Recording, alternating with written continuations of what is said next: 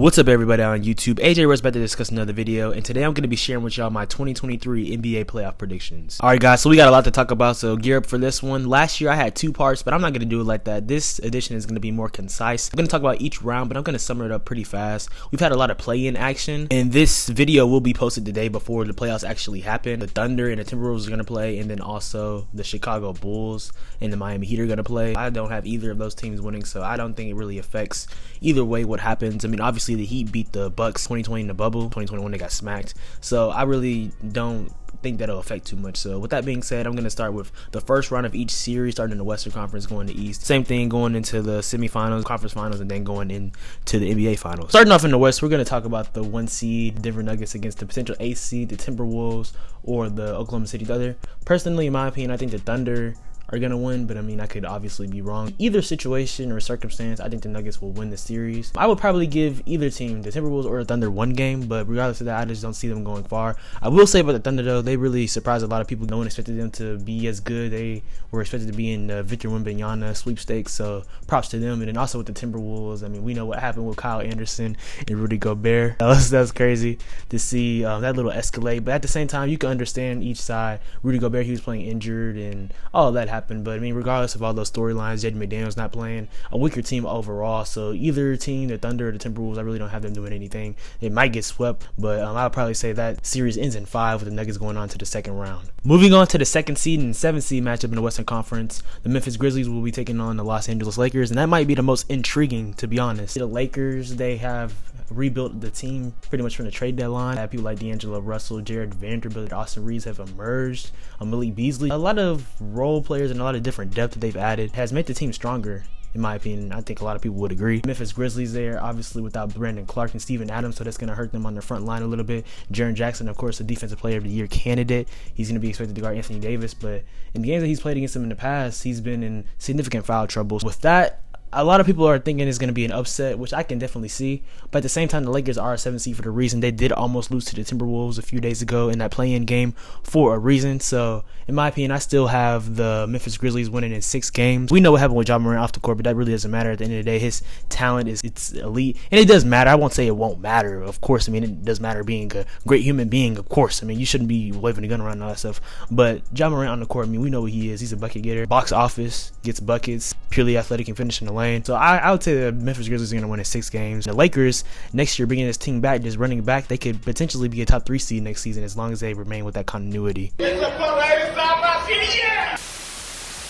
Alright, now really this series right here, a lot of people have been disrespecting the Sacramento Kings. They've played really good this year. Mike Brown, eventual coach of the year, he was voted by the coaches as the Coaching Association coach of the year, but we know he's going to be the NBA coach of the year. Taking on the Golden State Warriors.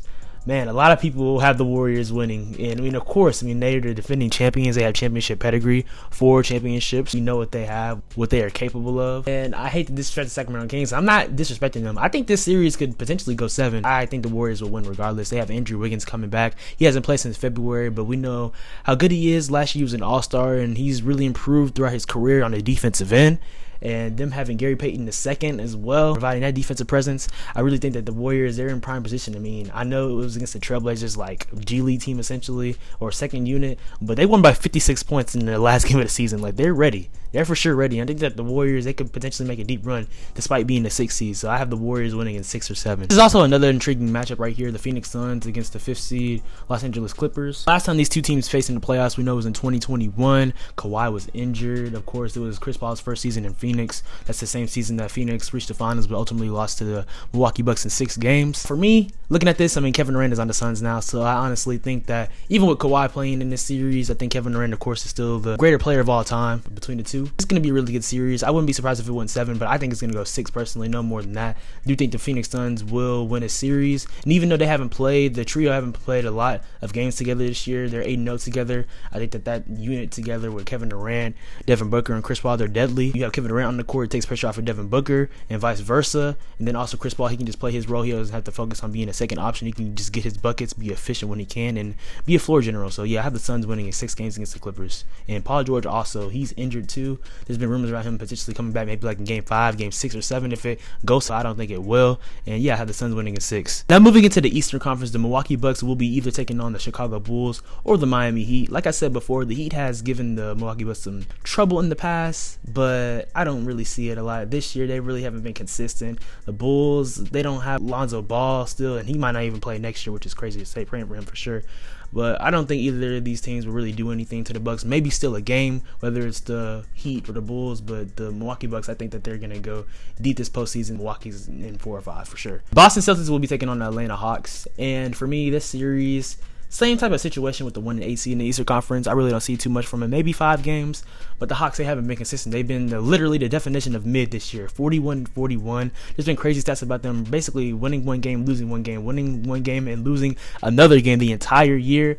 Of course, they fired Nate McMillan, and they have Quinn Snyder, former Utah Jazz head coach. So maybe next year they'll be better, but this year it's wraps, buddy. I have the Celtics winning in potentially even 4 or 5. I may give the Hawks a game, but yeah, Celtics are winning that series. Next is the Philadelphia 76ers in the 3rd seed against the Brooklyn Nets in the 6th seed. A revitalized Nets team, of course, with that Kevin Durant trade going to the Phoenix Suns and having Mikal Bridges, Cam Johnson, people like Spencer Dinwiddie on the team. Going against Joel Embiid, of course, the MVP favorite. I feel like this is his season to win the MVP, but only time will tell. We'll see in the postseason when they announce the award. My opinion, I think the 76ers will win like in 6 games. I mean, really no debate to me.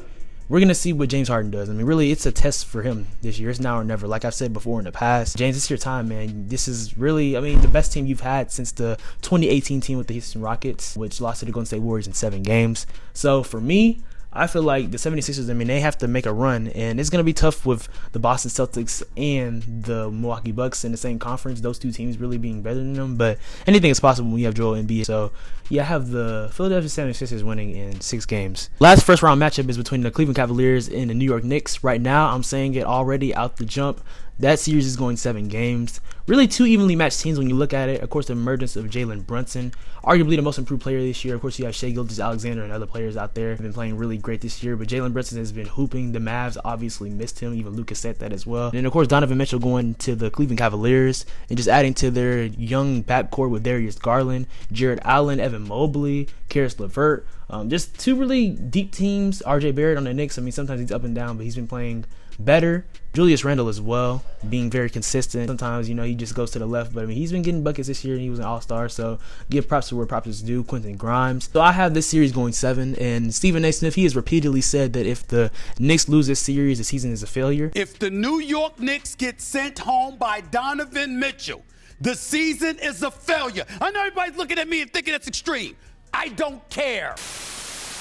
Stephen A. is my favorite sports analyst, but I'm not going to lie, it's a failure then because I have the Cavaliers winning in 7 games. Man, so now let's go back to the Western Conference, and I want to talk about this series real quick. So, of course, I have the Warriors winning their first-round matchup and the Grizzlies as well, so this will be a rematch of the Western Conference semifinals from last year. The Grizzlies and the Warriors playing again. We know so much history between Dylan Brooks and Draymond Green. That's going to be really great, really intense. I would say this series would go 7 if they had Steven Adams and Brandon Clark, but I don't think so. And like I said, the Warriors, they're a 6 seed, but they're no underdog to me. I think they'll win in 6 again like last year. I do think that the Warriors, they're going to make the Western Conference Finals. I feel like I said, they're getting continuity right back. They have a lot of their pieces from last year back. Gary Payton II, like I mentioned earlier, and Andrew Wiggins. And I think that they're going to send a message to the Grizzlies. The Grizzlies just don't have enough to me right now. And a lot of people, like I said before, have the Lakers winning that series. It would be interesting if the Lakers and Warriors played in the second round, but I think it'll be a rematch last year and the same result, that the Warriors will go on to the Western Conference Finals. The other Western Conference semifinals matchup will be between the Denver Nuggets and the Phoenix Suns. I have Nuggets fans who are friends, actually, so they're not going to like me after this prediction, but it's all good. I love y'all. I think the Suns will win this series, really. And the Nuggets, I know that they've been the first seed for a majority of the year, but like everyone knows, there's not a clear-cut favorite in the West, and a lot is up. It's wide open. And the Nuggets, they have a solid bench, one of the better benches in the league. Of course, they have Nikola Jokic averaging a triple-double for most of the year. Honestly, him and Joel Embiid battle out for the best big men, same with Giannis.